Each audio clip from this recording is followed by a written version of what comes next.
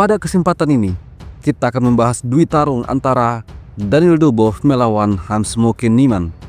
Keduanya mulai perang dingin pada kejuaraan dunia rapid tahun 2024 karena Dubow menolak melawan Hans Niemann. Hans-Moke Niemann yang memegang bidak putih memulai permainan dengan E4. Dubow menjawab E5, kuda F3, kuda C6, gajah C4. Ini adalah pembukaan Italia. Daniel Dubow kemudian mengimbangkan kuda F6 untuk menyerang pion. Niemann merespon dengan D3.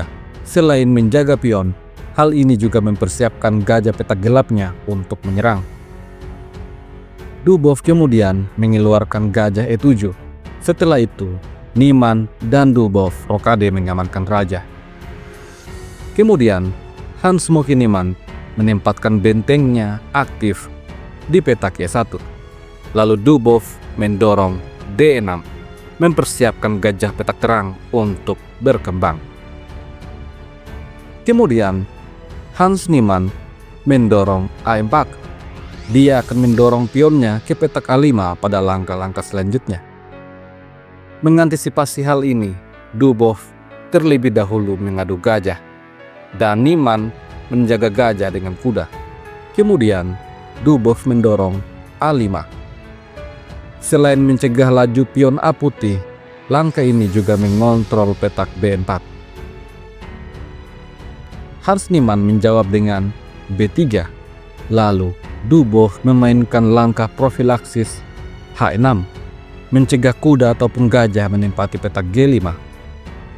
Hans Niemann melakukan hal yang sama, H3, langkah profilaksis, mencegah kuda hitam dan juga gajah petak terang hitam untuk menempati petak G4 yang sangat krusial. Permainan kemudian berlanjut. Dubow memainkan kuda mundur H7, memainkan manuver ke petak G5. Hans-Moke Niemann membalas dengan C3, lalu kuda diadu. Benteng ke petak A2, mentri D7 menghubungkan kedua benteng. Di posisi ini, Hans-Moke Niemann memutuskan menukar gajah petak terang. Setelah itu, Dubow mengambil dengan pion. Dengan demikian, lajur F menjadi setengah terbuka untuk hitam. Hans-Moke Niemann kemudian menarik mundur kuda ke petak H2, memainkan manuver ke petak G4. Benteng ke petak F7 persiapan susun benteng. Lalu, kuda D mundur ke petak F1. Benteng lalu disusun. Setelah itu, gajah makan kuda, gajah makan gajah, dan G3. Dari posisi ini, Daniel Dubow mengambil inisiatif membongkar senter dengan dorongan pion D5. Hans Niemann menyerang gajah. Maka gajah mundur ke petak E7. Selanjutnya, kuda G4 memberikan tekanan pada pion E. Daniel Dubow kemudian menempatkan gajahnya ke petak yang lebih aktif, C5, memberikan shadowing pada raja putih. Oleh karena itu, raja langsung menghindar ke petak G2. Di posisi ini, Daniel Dubow membuat langkah yang tidak tepat menurut engine. Raja ke petak H7. Selanjutnya, Niemann mengembangkan kudanya ke petak H2. Kuda ini akan ditempatkan ke petak F3 yang lebih bagus untuk perkembangannya. Hal ini sekaligus untuk menekan pion E. Daniel Dubow merespon hal ini dengan mentri D6, langsung memberikan penjagaan pada pion. Setelah itu, Hans-Moke Niemann memainkan sebuah langkah yang cukup mengandung jebakan. Mentri ke petak B1 memberikan shadowing pada raja. Apabila di posisi ini hitam asal-asalan melangkah, misalnya dengan mentri mundur E7, maka D4. Setelah gajah mundur, pion makan pion, open skak sekaligus mengancam kuda.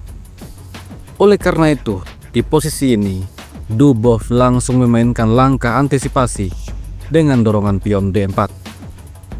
Pion makan pion, gajah makan pion. Kemudian, mentri ke petak D1.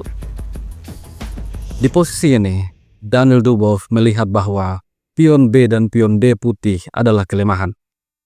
Oleh karena itu, kuda menyerang pion D. Hans Niemann di posisi ini menempatkan benteng A ke petak E2. Setelah itu, Dubov menambah tekanan pada pion menggunakan mentri.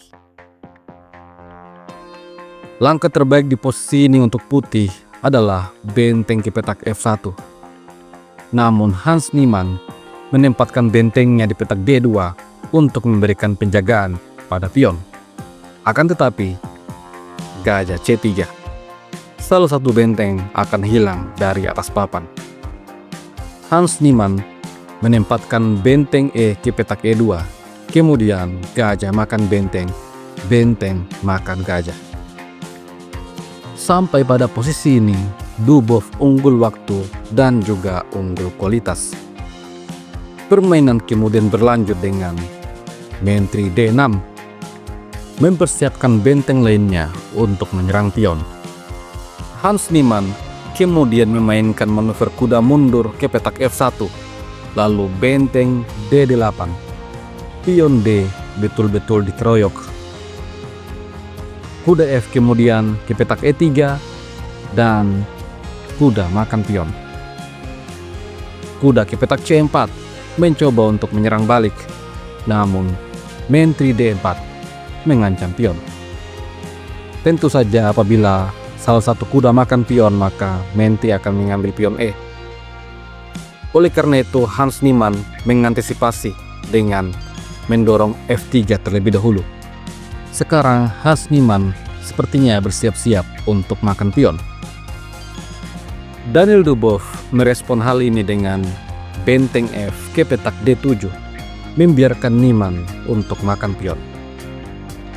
Apabila kuda C makan pion, maka kuda E1, skak, benteng terancam.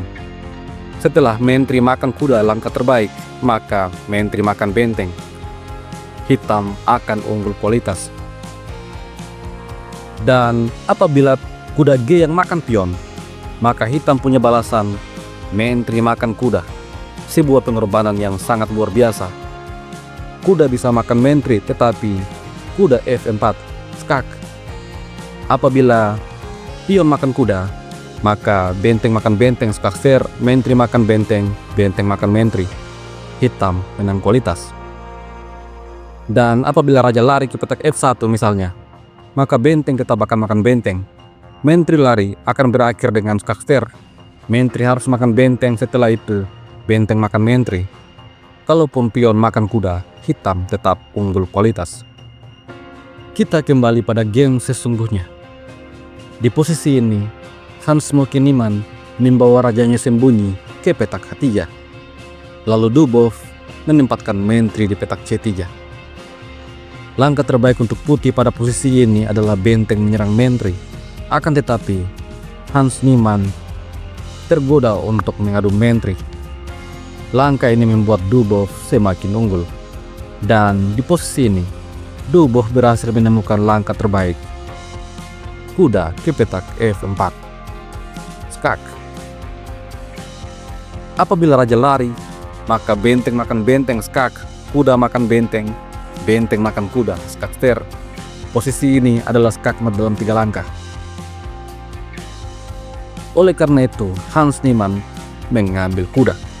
Namun, setelah itu, mentri makan pion.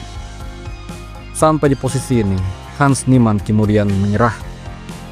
Kalaupun raja lari ke petak H2, maka mentri makan pion, skak, serta mengancam benteng. Raja bisa ke petak H3, tetapi benteng makan benteng, mentri terancam. Kuda makan benteng, lalu benteng makan kuda. Hitam akan menang kualitas.